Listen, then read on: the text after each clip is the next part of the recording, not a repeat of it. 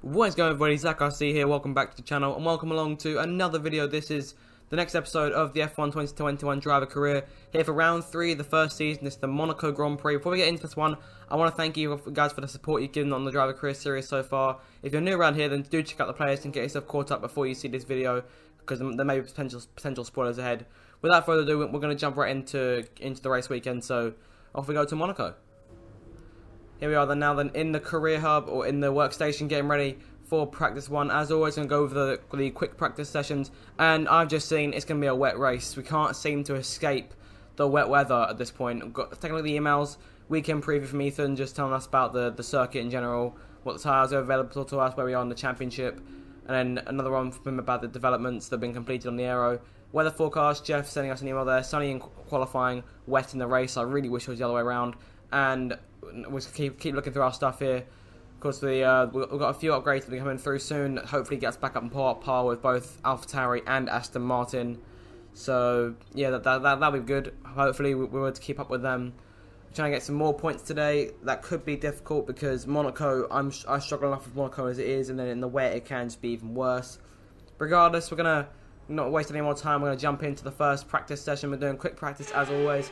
So we're going to get going with the race strategy practice programs here early on in the session. So we're going to have a look at the 13 minute 30, 70% of success. We make it. That's first objective complete, and go for another 70% of success. No, never mind. We're going to go for the 5 minutes and 10 seconds half chances, and we've made it. So that's another good point there. And then we're going to try for this 7 minutes and 10 seconds run with 70% success, and we've made it. So that's 3 for 3. Really good start there. That's a very good first session. So be able to not have time for anything else. So we have to move on to the next one. On to practice 2. Then we're going to get started on the track acclimatization stuff. Hopefully we'll be able to do well here. So moving further on now, we're going to try for this 100% success just to get one under our belt. That's 8 minutes gone from the session. Next up, we'll have a look at this 6-minute one with 70% chance of success, and we've actually failed this one, so that's not good. We're 1 for 2 here. We're going to try again on the 6-minute stuff, and once again it fails, so that's quite infuriating. So we're going to try and get something else here. I'm going to go one more time.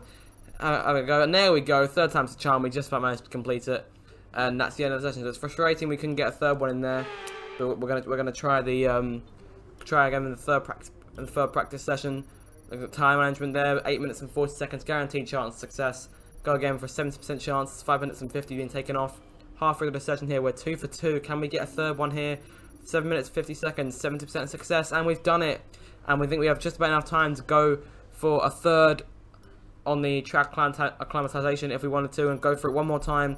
66 minutes again, 70% chance of success, and we've done it. So that's the end of practice. We've got 3 on every one of the practice programs, 3 out of 5. So that's very good. That'll get us some decent resource points. Of course, got the stuff from Alonso as well.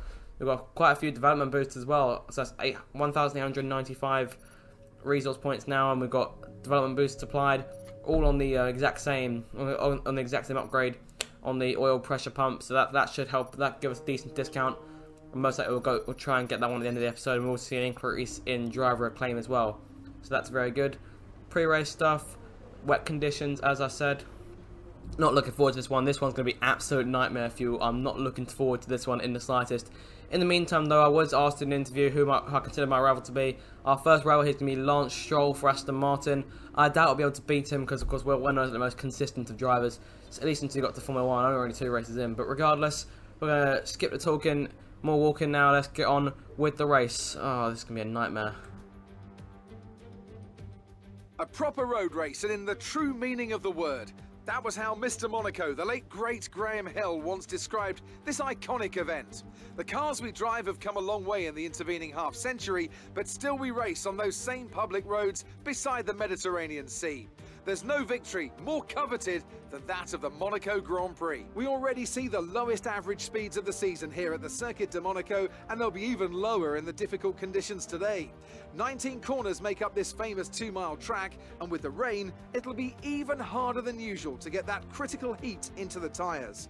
Don't be surprised if we see a safety car at some point during the Grand Prix. And as always, a man with plenty of racing experience joins me in the commentary box. Today it's Anthony Davidson. Tell me, Ant, you're no stranger to surviving surviving the melee of turn 1. So how do you keep out of trouble when there's so much going on around you? There are three main things to worry about there, Crofty. Positioning, awareness and discipline. First, you have to put your car in a bit of space and make sure you have room to react to what the others are doing. Then you have to watch your mirrors and listen to the sounds around you to get a sense of where everyone is. And finally, just don't get too greedy. Just because a gap exists doesn't always mean you should go for it. It's time to see how our drivers are stacking up after yesterday's exciting qualifying session. It's Sergio Perez on pole position today, and Max Verstappen lines up alongside. Considering the rest of the grid, we have Hamilton, Bottas, Carlos Sainz and Leclerc, Norris, Ricciardo, Gasly and Fernando Alonso, Vettel, Tsunoda, Lance Stroll and Raikkonen, Giovinazzi, Mick Schumacher, George Russell and Nicholas Latifi, Cohen and Nikita Mazepin. And with preparations almost complete, let's head down to the track. Alright guys, here we are now on the grid for the start of the Monaco Grand Prix from P19 in the wet. Like I said, really not looking forward to this one. If we actually survive 20 laps, that would be an absolute miracle. I really don't think we will, but if we do survive this whole thing, that would be great. So here we go, without further ado, and get this one underway from P19 on the grid at Monaco in the wet. This is absolute nightmare fuel.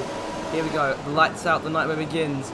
Off we go towards turn 1. You can already see the spray being kicked up there. I'm literally just seeing where everyone else is based on name tags. Mazepin gets the better of us, but we get to jump on him going to turn 1. We're on the inside of Latifi as well.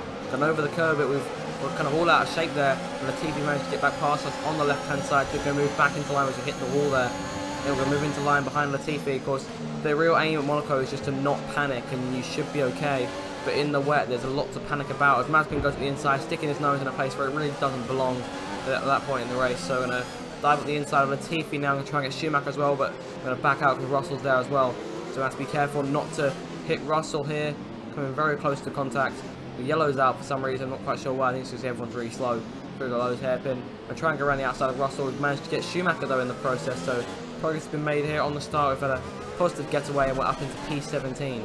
But I don't believe we'll be able to keep up with these guys. I mean, I know Russell's in a Williams and we're in an Alpine, but really we're not going to be able to keep up with them, especially in the wet, because I am no wet weather master. If you've seen our last episode, then you'll know that me and the rain don't really get along. So we've overshot the chicane way too much there. I'm very lucky not to get a penalty for exceeding the track limits. Still chasing Russell as we head towards the start of the third, towards the end of the second sector and the start of the third. Here we come now, going through the chicane, down by the swimming pool. We've hit the wall there. Things don't look too bad. I doubt we'll need to pit for the time being, so we're going to reject the change in strategy. We're still running just behind Russell here. If we can stick behind him, then we could have a chance of taking the place away from him. Come for the last corner, he's got a way better exit than we do, and just like that, he's a second ahead of us, while Schumacher's moving into challenge on the outside to go back towards turn 1, but Schumacher backs out of it after we sort of forced the line away from him, so we're not going to allow him in. We've hit the wall though, and that could be a bit more damage, but I think it'll be alright for the time being. So moving further on now, towards the end of lap 2, Schumacher's still right there behind us. He's only half a second back, but our exits are poor of these corners. And Schumacher's going to have a really good run at us now. Will he make a move? I think he's going to try and go to the right hand side, looking to the inside, going into turn 1 when we've way overshot the corner.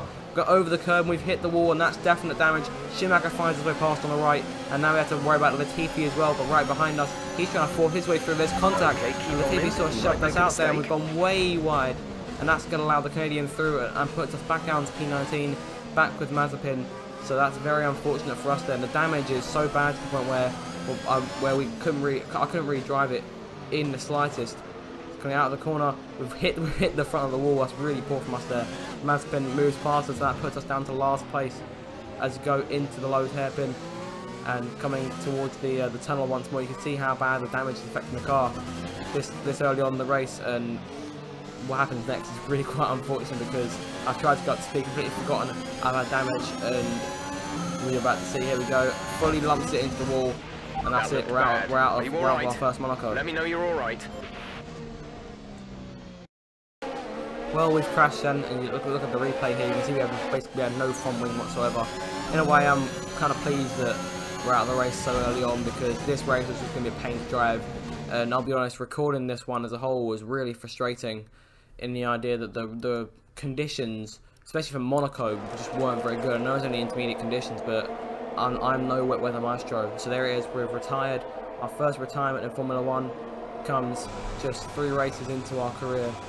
So we're back in the garage, and let's just move on to the next weekend and forget this one really happened. So another fantastic victory for Red Bull today. So Anthony, what made the difference out there today? It's a heroic effort for any driver to race in conditions like these, and seeing them fight their way to the front was very special indeed. They were able to find all the grip, all the good lines, and had the confidence to get on the power to top it all off. That's what pushed them into first place here today. Here come today's winners. The team at Red Bull have done a phenomenal job recently.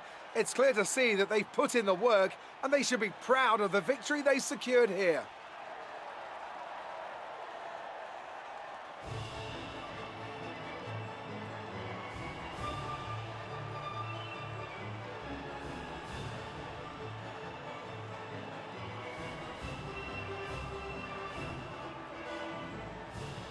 So then, it's time to see how this result affects the Drivers' Championship. It's a great result for Lewis Hamilton, who moves further ahead at the top of the table. Some amazing talent out on the track today, but Anthony, who would you pick as your driver of the day? Well, my driver of the day has to be Charles Leclerc. He was unstoppable out on the track today, weaving through the competition with ease. It's time to see how things are shaping up in the Constructors' Championship. It was a tough race for our championship leaders who lose ground at the top of the table. Meanwhile, Ferrari have improved their position. A strong weekend from them as they fight their way towards the top. I'm equal parts exhausted and elated with this weekend of Formula 1. Be sure to join us for the next one. So there you have it then. Perez wins the Grand Prix, Verstappen second, Hamilton third, Alonso 10th, and more crucially, that's us in last place there. So definitely a weekend to forget. Of course, things look promising, but then the wet weather just really screwed us over, and I really don't like the wet, like I've said multiple times so far in this one. So yep, we'll have to move on to the next weekend, and hopefully we can build on what's been very frustrating so far. Bad luck today. That must be incredibly disappointing. It wasn't the cleanest race today, was it? How do you feel the weather affected the outcome today? Your teammate seems to be having a hard time pushing past the competition this season, don't they? Appreciate your time. So with that then, the race weekend is now over. I completely forgot about the fact we had a rivalry to be keeping up. So Lance Stroll takes the early advantage, 4-0 so far in this one. Back in the Team HQ now, we've got a few resource points to be dealing out on the car. Of course, got the next race coming up in Azerbaijan. I hope you guys will join me for that one. Obviously, hopefully there'll be a more exciting race than this one. We're going to have a look at the upgrades now. I'm going to get that upgrade we got discounted on earlier on. We've got a few more resource points to put on it now. So that's a powertrain upgrade that should be coming in the next few races or so. So moving further on, see, look at the R&D chart, and that'll put us ahead of Aston Martin. We're going to advance time here.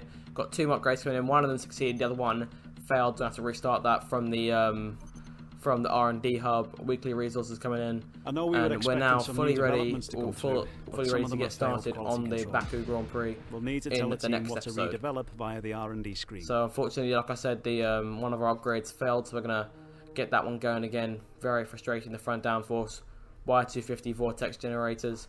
We'll have to get to work on that and spend some of our resource points in getting that going again, which is unfortunate, but we move and that kind of thing does happen sometimes. And at least now we know there's no chance of it failing. Regardless then, that is pretty much the end of this episode. There's not really much more to say in this case other than the fact that hopefully we can have a better weekend next time out than we did in this one. This one was rather frustrating to make, so I hope you guys did enjoy it. But yeah, thank you so much for the support you've been giving me on this series and on the channel in general so far. I've really been appreciating it. If we can get to 1,000 subscribers and 4,000 watch hours as quickly as we can, then that'd be absolutely superb. Regardless, thank you guys for watching, and I'll see you in my next video.